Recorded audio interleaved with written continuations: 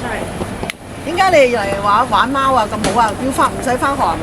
啱放啊，補課啊？係啊，哎呀，真係勤力嘅啫，你哋真係加油啦吓！好啊，睇開啲啊，樣樣睇開啲啊，知唔知啊？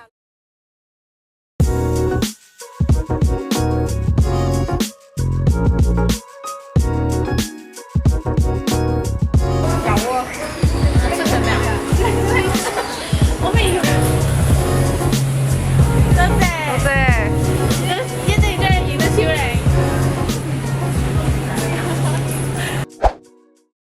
如果你嚟到香港想進行深度遊旅遊嘅話，咁就一定唔可以錯過位於葵青區嘅石籬一村啦。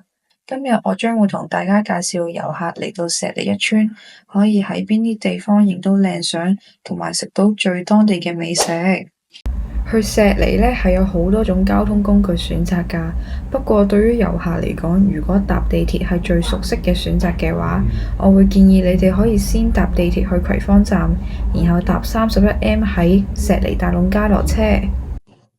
咁一落車呢，就已經見到石籬商場門口㗎啦。我而家要介紹嘅第一個打卡景點呢，就係位於呢一個商場嘅天台石籬 Grind 主場。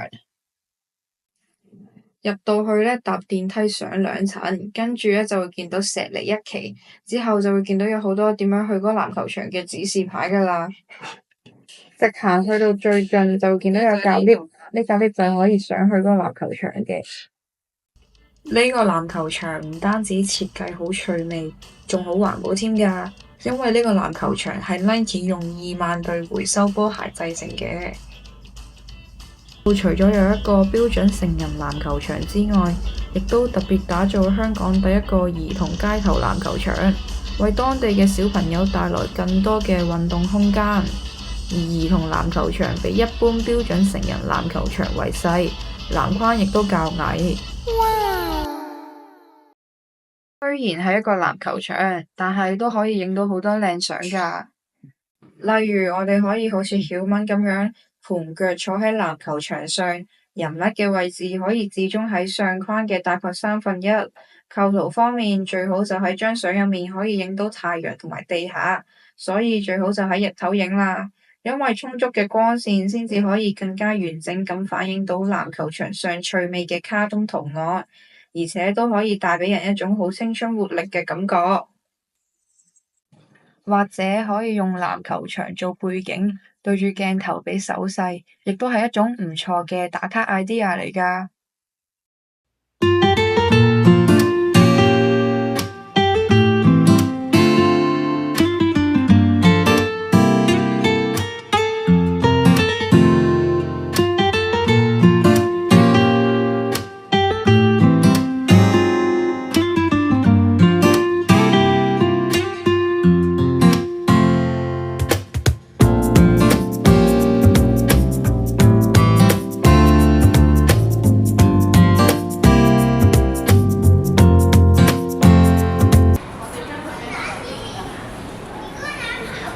到去啦。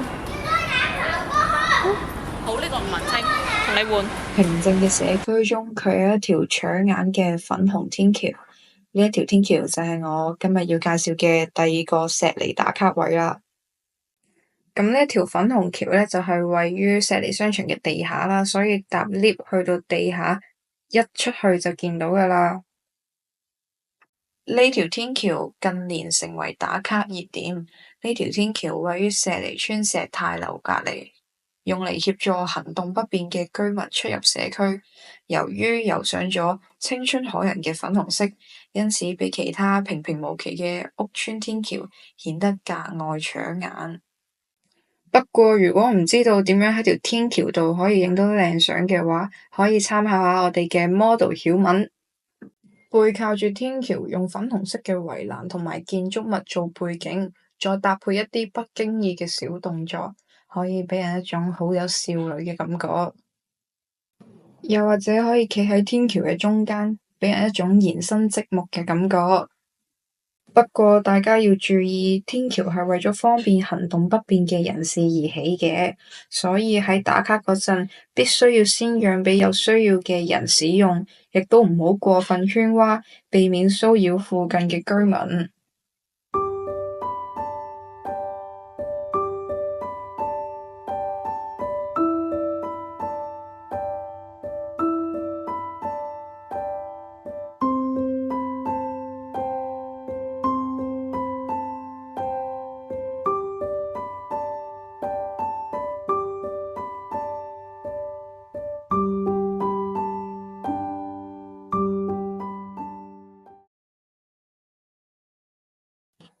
最後一個石籬嘅打卡景點好特別，係位於街市入面，就係我而家要介紹嘅石籬街市啦。如影片所見，石籬街市就位於粉紅天橋嘅對面。一入到去呢，就見到有紅白藍瓦布同埋遮頭啦，望落去好似以前嘅舊式街市咁樣。咁係因為早喺2020年嘅時候，石籬街市已經完成咗活化裝修工程，將當時總共佔2層嘅街市翻新成老香港。街市以綠白色系為主色，設計猶如舊屋村嘅天井，牆壁嘅上方重演昔日屋村嘅走廊同埋鐵閘，仲有一支支晾衫竹。四處貼上昔日嘅舊海報同埋告示，而且參考以前嘅字款，將當年陶字大廈嘅風貌重新呈現。而呢個打卡位呢，就係位於街市嘅出口，望落去好似係一張平平無奇嘅綠色長凳，但其實喺度影相都可以別有一番風味㗎。如果使用菲林相機嘅話，更加可以令人猶如置身於80、90年代。而家又要邀請我哋嘅曉敏 model 出場做示範啦。其實唔需要咁多花俏嘅拍攝技巧同埋姿勢，就已經可以影到一張好靚嘅復古相啦。就例如可以好似曉敏咁樣坐喺張長凳上面，手輕輕扯住佢嘅袋，再不經意咁望去其他地方。真係好有懷舊嘅味道，而拍攝角度呢，最好就係影到張長凳同埋影埋個海報，同埋真心非常強烈建議可以使用菲林相機或者用菲林嘅 filter 去影。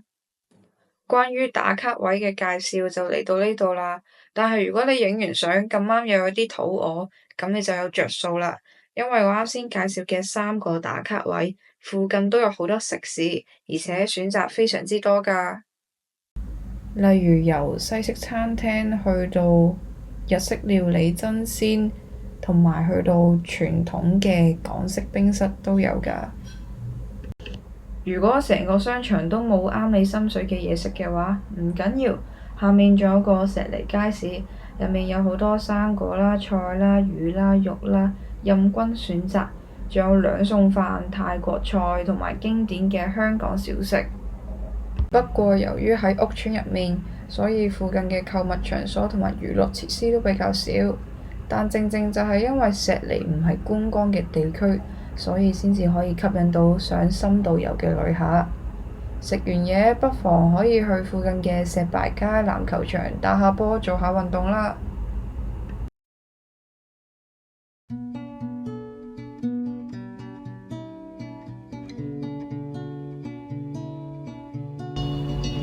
石籬係我讀中學嘅地方，平時出街玩都係去海旁、沙灘、旺角、葵廣呢啲地方。但係當我拍緊呢條片嘅時候，當我認真留意成日路過嘅石籬商場、粉紅天橋、石籬街市，我先發現原來平時唔覺得有咩特別，甚至有啲悶嘅地方，原來係可以咁靚咁特別。因為我哋平時嘅生活節奏好快，根本唔會特別停下腳步去留意身邊嘅景物。但當你有一日停下腳步，認真留意身邊嘅事物，你就會發現你平時習以為常嘅地方，其實係有幾咁獨特。最後希望睇緊呢條片嘅同學仔，你哋可以喺某一日試下行慢啲，仔細留意下同你相處咗好耐嘅地方。